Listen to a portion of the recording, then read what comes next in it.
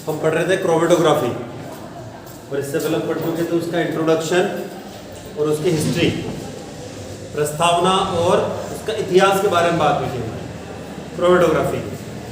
आज हम चलते हैं क्रोमेटोग्राफी की थ्योरी और प्रिंसिपल की तरफ, यानी क्रोमेटोग्राफी का सिद्धांत क्या है। यानी एक लाइन में गए तो क्रोमेटोग्राफी किस सिद्धांत पे काम करती है या उसकी थ्योरी क्या है। तो यदि हम कहें कि क्रोमेटोग्राफी जो है उसका मुख्य उद्देश्य क्या है, हम लोग जो क्रोमेटोग्राफी तकनीक को पढ़ रहे हैं उसका मुख्य उद्देश्य क्या है, तो इससे पहले हम लोग पढ़ चुके हैं इसके मुख्य उद्देश्य के बारे में। वापस उसको एक बार मैं दोहरा देता हूँ कि क्रोमेटोग्राफी का मुख्य उद्देश्य क्या है। तो यदि हम कहें कि क्रोमेटोग्राफी का मुख्य उद्देश्य है कि हमारे पास में ज्ञात यानी कि नॉन और अज्ञात यानी कि अननोन जो कंपाउंड्स होते हैं उनका क्या करना, पहचान करना, यानी कि identification of known and unknown compounds, ज्ञात और अज्ञात यौगिकों की क्या करना, पहचान करना। तो identification of known and unknown substance compound, ठीक है। तो ज्ञात और अज्ञात पदार्थों का क्या करना, उसकी पहचान करना। ये हमारी बात हुई थी, इसका क्रोमेटोग्राफी का क्या है मुख्य उद्देश्य। आगे चलते हैं। अब क्रोमेटोग्राफी की जो तकनीक है वो दो मुख्य बातों पर आधारित है जो हम पढ़ चुके हैं। दो मुख्य बातें क्या है, एक जो मुख्य बात है वह तो है पृथक्करण के ऊपर आधारित है, ठीक है। यानी कि इसको हम लोग क्या बोल सकते हैं, सेपरेशन। और दूसरी है, हम लोगों ने एक नाम लिया था, क्या बोला था, याद हो तो, पहचान यानी कि आइडेंटिफिकेशन। तो क्रोमेटोग्राफी तकनीकी किस पे आधारित है, तो क्रोमेटोग्राफी तकनीकी दो वर्ड पर बेस्ड है, एक तो पृथक्करण के ऊपर आधारित है और दूसरी पहचान के ऊपर आधारित है। यानी हम इसको सेपरेशन और आइडेंटिफिकेशन दोनों के आधार पर क्रोमेटोग्राफी तकनीक को बांट सकते हैं। फिर हमने क्रोमेटोग्राफी तकनीक में कुछ और पॉइंट्स पढ़े थे, इससे पहले जब हमने पढ़े थे उसके बाद बता रहा हूं। पहले क्या पढ़ा था, हमने कहा था कि जिस भी मिक्सचर की बात करें, यानी हमारे पास में कोई मिश्रण है, जैसे हमने कहा कि हमारे पास में NaCl है प्लस NH4Cl है प्लस AgCl, ऐसे तीन कंपाउंड का सपोज हमारे पास में मिक्सचर है। अब इस मिक्सचर को हम पहचान कैसे सकते हैं, मिला दिया, कारण क्या है कि तीनों का कलर क्या, व्हाइट ही कलर, तीनों का कलर जो होता है व्हाइट होता है। अब तीनों को पहचाने कैसे, तो उसको पहचानने का तरीका क्या है, क्रोमेटोग्राफी। तो क्रोमेटोग्राफी के द्वारा इन सबको हम पहचान सकते हैं और इनको क्या कर सकते हैं, सेपरेट कर सकते हैं। तो पहले तो उनको पृथक्करण करना और फिर क्या करना, उसको पहचान करना। तो इसको पहचान और पृथक्करण करने में यहाँ पर कितनी प्रावस्थाओं की आवश्यकता रहती है, तो यहाँ पर दो प्रावस्थाओं की आवश्यकता होती है। कितनी प्रावस्थाएं, दो प्रावस्थाएं। तो हम कह सकते हैं कि टोटल क्रोमेटोग्राफी में 2 फेज होते हैं। पहले पढ़ा चुका हूं वैसे आपको, उसी को रिपीट कर रहे हैं एक तरीके से, थ्योरी के अंदर वही चीजें। तो दो प्रावस्थाएं कौन कौन सी है, तो पहली कौन सी प्रावस्था थी, मोबाइल प्रावस्था थी, ठीक है। और एक और प्रावस्था क्या थी, स्थिर प्रावस्था, जिसको हम लोगों ने स्टेशनरी फेज नाम दिया था, यानी स्थिर प्रावस्था। और दूसरी प्रावस्था कौन सी थी, चलायमान प्रावस्था, ठीक है, जिसको हमने नाम दिया था मोबाइल फेज, क्लियर है। तो दो प्रावस्था इस पे मुख्य रूप से काम करती है, एक तो स्टेशनरी फेज होती है और दूसरी मोबाइल फेज होती है। अब स्टेशनरी फेज का मतलब क्या हो गया, जो निश्चित रहे या फिक्स्ड रहे, जिसका स्थान परिवर्तित नहीं हो। और मोबाइल फेज क्या करती है, अपना स्थान परिवर्तित करती रहती है। अब होता क्या है, यहाँ पर ये किस थ्योरी के ऊपर बेस्ड है उसकी तरफ हम चल रहे हैं यहाँ से। अर्थात हम ये कह सकते हैं कि जब किसी मिश्रण में कुछ कंपोनेंट्स को हमें पृथक करना है, अलग करना है, सेपरेट करना है या उनको पहचानना है, तो यहाँ पर क्या होता है कि जो स्टेशनरी फेज होती है, यानी कि जो स्थिर प्रावस्था होती है, उस पर कोई भी एक कंपोनेंट मजबूत पकड़ बना लेता है। हमने कहा कि हमारे पास में सपोज इन तीनों का मिश्रण है, ठीक है, और इन तीनों को पहचानना। तो इन तीनों को पहचानने के लिए क्या करेंगे, तो इसमें पहचानने के लिए हम कौन सी तकनीक का इस्तेमाल कर रहे हैं, क्रोमेटोग्राफी। हमने कहा कि तीनों का कलर क्या होता है, जैसा व्हाइट कलर होता है, तो व्हाइट कलर तीनों को मिक्स कर दिया तो पहचान नहीं सकता। जब पहचान नहीं सकते तो करेंगे क्या कि इस क्रोमेटोग्राफी तकनीक के द्वारा इसको पहचानेंगे। तो इसमें क्या होता है, एक प्रावस्था जो रहेगी स्टेशनरी और दूसरी मोबाइल फेज रहेगी। तो हमने कहा ये तो स्थिर रहती है और ये क्या करती, गति करती है। अब इस प्रावस्था पर इन सबको मिलाकर हमने डाल दी। क्या कर रहे हैं, जैसे उस दिन हमने पढ़ा था वही बता रहा हूं।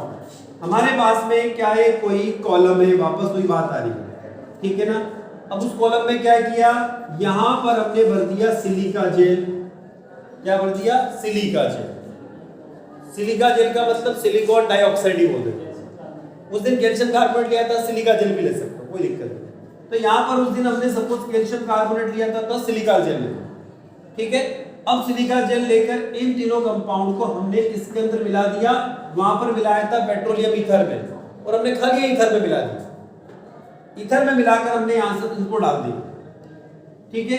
ये जो कैल्शियम कार्बोनेट या फिर हम लोग यहां पर सिलिका ले रहे हैं, ये सिलिका काम करती है किसका, स्टेशनरी फेज का, ठीक है। अब मोबाइल फेज क्या होगी, तो ये जितने भी कंपाउंड है, कौन से, NaCl, NH4Cl और AgCl, जो किसके अंदर मिला रखे हमने, ईथर के अंदर, तो ये क्या हो जाएंगे, हमारी मोबाइल फेज हो जाएगी, ठीक है। अब यहां पर मोबाइल फेज होगी तो क्या होगा, यहां पर ये होता है कि उस दिन हमने कहा था कि एक टेक्निक काम करती है, उस टेक्निक को हमने नाम दिया था अधिशोषण। क्या नाम दिया था, अधिशोषण। तो ये जो पूरी टेक्निक है क्रोमेटोग्राफी, वो किसके ऊपर बेस्ड है, वैसे तो अधिशोषण के ऊपर। अब हमने इस ईथर को यहां पर डाल दिया। अब हम लोग जानते हैं ग्रेविटेशनल फोर्स वर्क करता है, गुरुत्वाकर्षण शक्ति काम करती है, तो डेफिनेटली ये कहां से, ऊपर से नीचे की तरफ रन करना चालू करेगा। जैसे जब ऊपर से नीचे की तरफ आता है, तो जिस इन तीनों कंपाउंड में से, इस पूरे मिक्सचर में से जिसकी पकड़ मजबूत होगी, जिसकी बाइंडिंग फोर्स ज्यादा होगी, जिसका इंटरमोलिकुलर फोर्स ज्यादा होगा, वो तो यहीं पर रुक जाएगा, ठीक है। जिसकी बाइंडिंग फोर्स कम होगी, जिसकी पकड़ कमजोर होगी, वो कहां जाएगा, नीचे की तरफ। और जिसका बाइंडिंग फोर्स है, जिसका इंटरमोलिकुलर फोर्स इन दोनों के बीच में रहेगा, वो इन दोनों के बीच में अटक जाए। सपोज हमने कहा कि यहां पर NaCl का बाइंडिंग फोर्स ज्यादा है, तो वो ऊपर आ गया, ठीक है।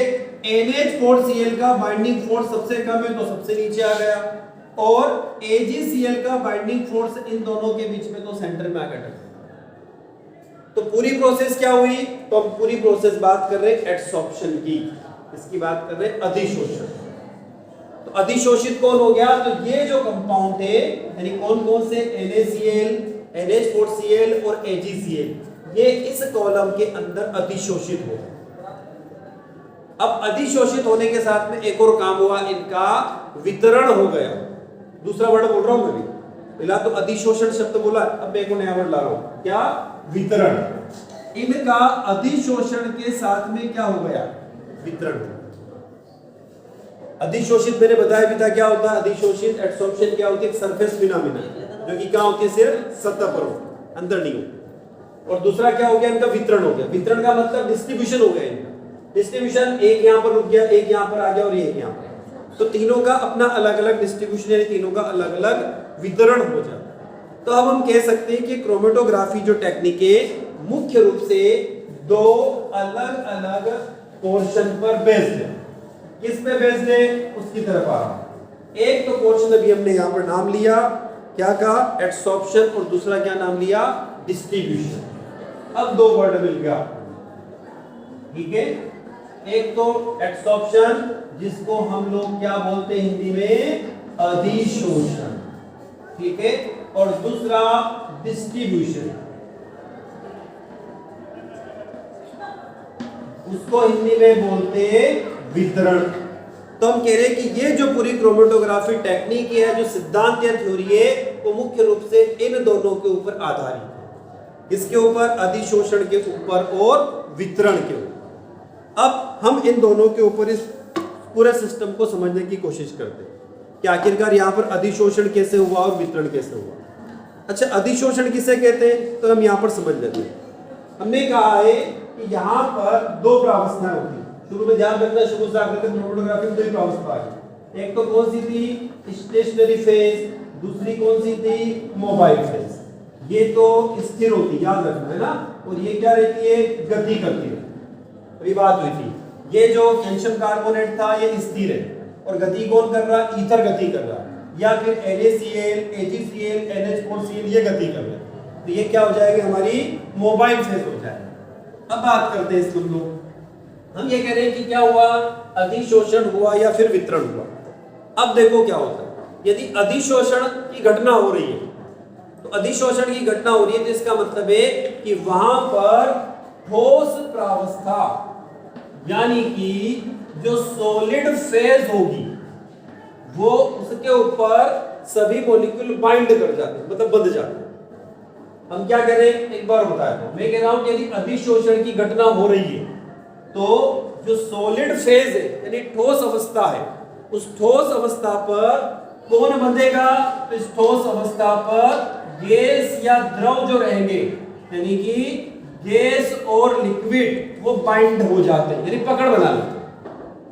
तो हम ये कह सकते हैं कि gas and liquid bind to solid phase. ठीक है, कब, जब अधिशोषण हो।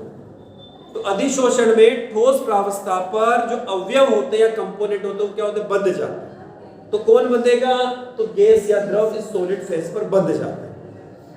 ठीक है, अब जब बंधेंगे तो क्या होगा, इस पर एक फोर्स वर्क करता है जो मैंने भी आपको नाम लिया, क्या है, यहां पर अंतर आणविक आकर्षण बल कार्य करता है। कौन सा कार्य करता है, अंतर आणविक आकर्षण बल कार्य करता है। इंग्लिश में इसको बोलते हैं इंटर मॉलिक्यूलर अट्रैक्शन फोर्स। ये वर्क करता है किसके बीच में, इस सॉलिड फेज और गैस या लिक्विड के बीच में। एक तो सॉलिड रहेगा, दूसरा गैस भी हो सकता है और लिक्विड भी हो सकता है। तो पहला तो क्या, यदि अधिशोषण होता है तो वहां पर ठोस प्रावस्था पर या सॉलिड स्टेट पर जो कंपोनेंट होते हैं वो बाइंड हो जाते हैं, बंध जाते हैं या वही रुक जाते हैं।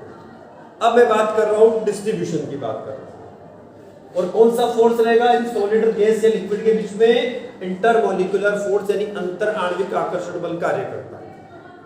अब आगे चलते हैं, हम कह रहे हैं कि वितरण की बात हो जाए, डिस्ट्रीब्यूशन की बात हो जाए, तो डिस्ट्रीब्यूशन किसके ऊपर आधारित है, तो ये आधारित है निष्कर्षण सिद्धांत के ऊपर।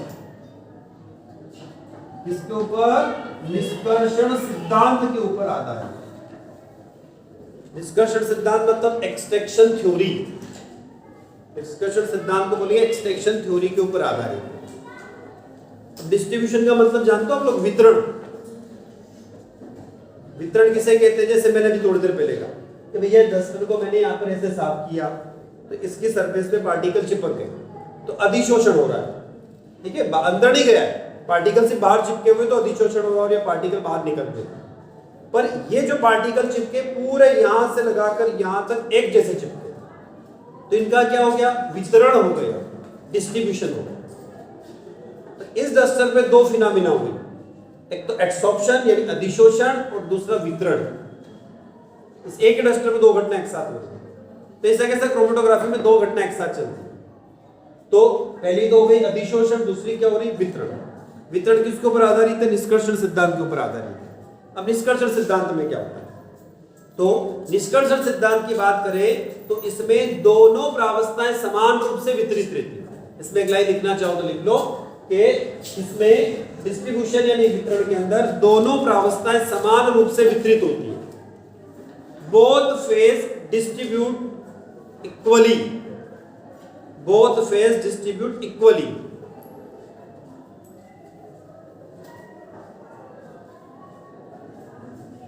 अब अभी हमने कहा था कि यहां पर अधिशोषण में सॉलिड फेज क्या होती है, स्थिर होती है।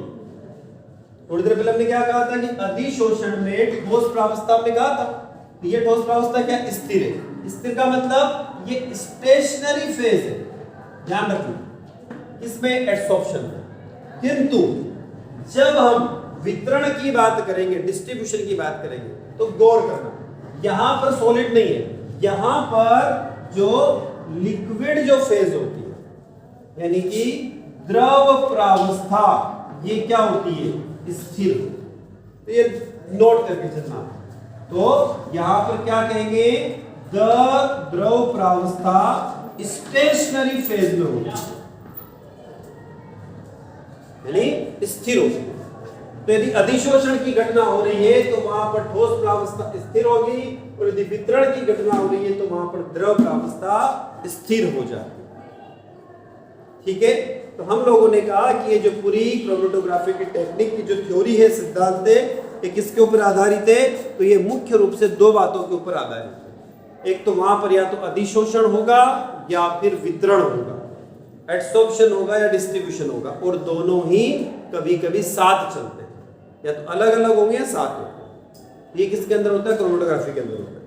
अब हमने एक नया वर्ड सुना है यहाँ पर भैया, एडसॉर्प्शन तो तुम जानते भी हैं, हमने छोटी क्लासों में पढ़ रखा, पर वितरण के बारे में पढ़ लेते हैं यहाँ पर हम थोड़ा सा, कि वितरण क्या होगा। तो वितरण के लिए अगली हेडिंग आएगी हमारे पास में डिस्ट्रीब्यूशन कोएफिशिएंट, यानी वितरण गुणांक। अगली हेडिंग हमारे पास में वितरण गुणांक, डिस्ट्रीब्यूशन कोएफिशिएंट, वितरण गुणांक। अब वितरण गुणांक क्या होता है, तो वितरण गुणांक को जनरली केडी से या के से रिप्रेजेंट किया जाता है। या तो आप केडी से रिप्रेजेंट कर सकते हो या के से रिप्रेजेंट कर सकते हो। अब ये वितरण क्या होता है, तो ये वितरण होता है दो अमिश्रणीय प्रावस्थाओं के बीच में वितरण होता है। क्या कह रहा हूं मैं, दो अमिश्रणीय प्रावस्थाओं के बीच में वितरण होता है। The distribution of to immiscible phases, क्या कह रहा हूं मैं, the distribution of to immiscible phases, दो अमिश्रित प्रावस्थाओं के बीच में वितरण होना। अब दो अमिश्रित प्रावस्था कौन कौन सी होती है, जो एक दूसरे के अंदर मिसिबल ना हो, यानी घुलनशील नहीं हो, उसके बारे में बात हो रही है। तो यहां पर हम कहें कि हमारे पास में सपोज दो इमिसिबल फेजेस, ऐसी प्रावस्था जो एक दूसरे के अंदर नहीं मिलती, तो हमने कहा कि हमारे पास में दो प्रावस्था मान ली हमने, तो हमने ए और क्या मान ली, बी मान। तो यहां पर लिख सकते हैं हम विलायक, सूत्र इसका विलायक ए की सांद्रता या विलायक ए में सांद्रता घटा विलायक बी में सांद्रता। इंग्लिश में लिखना चाहो लिख सकते हैं concentration of solvent A, concentration of solvent A by concentration of solvent B. इस तरीके से हम क्या कर सकते हैं, उसके डिस्ट्रीब्यूशन को पता कर सकते हैं। तो खास बात क्या हुई है कि इसमें दोनों अमिश्रणीय होना चाहिए, यानी कि इमिसिबल होना चाहिए, और इसको क्या कहते हैं, वितरण गुणांक या वितरण कोएफिशिएंट कहा जाता है। ठीक है, तो ये हमारी क्या थी, क्रोमेटोग्राफी का सिद्धांत है, क्रोमेटोग्राफी की थ्योरी है, जो मुख्य रूप से दो बातों के ऊपर आधारित है, एक अधिशोषण के ऊपर और दूसरा वितरण के ऊपर, एडसॉर्प्शन के ऊपर और डिस्ट्रीब्यूशन के ऊपर। एडसॉर्प्शन में सॉलिड फेज स्टेबल रहेगी, स्थिर रहेगी, जबकि वितरण में क्या होता है, द्रव प्रावस्था स्थिर होती है। जब द्रव प्रावस्था स्थिर हो गई है तो गति कौन करेगा, ठोस या गैस, ये ध्यान रखिए। हम जानते हैं टोटल फेज कितनी होती है, 3, सॉलिड, लिक्विड और गैस। यदि आपने एक को स्टेबल कर दिया, स्थिर कर दिया, स्टेशनरी फेज बना दिया, तो मोबाइल फेज कौन सी हो जाएगी, जो 2 बचे हुए। क्लियर है ना। तो इस तरीके से ये हमारी थ्योरी है। इसके आगे का जो पार्ट आता है हमारा वो है क्लासिफिकेशन ऑफ क्रोमेटोग्राफी, यानी क्रोमेटोग्राफी को कितने भागों में बांटा गया है, उसको हम अगली क्लास में डिस्कस करेंगे।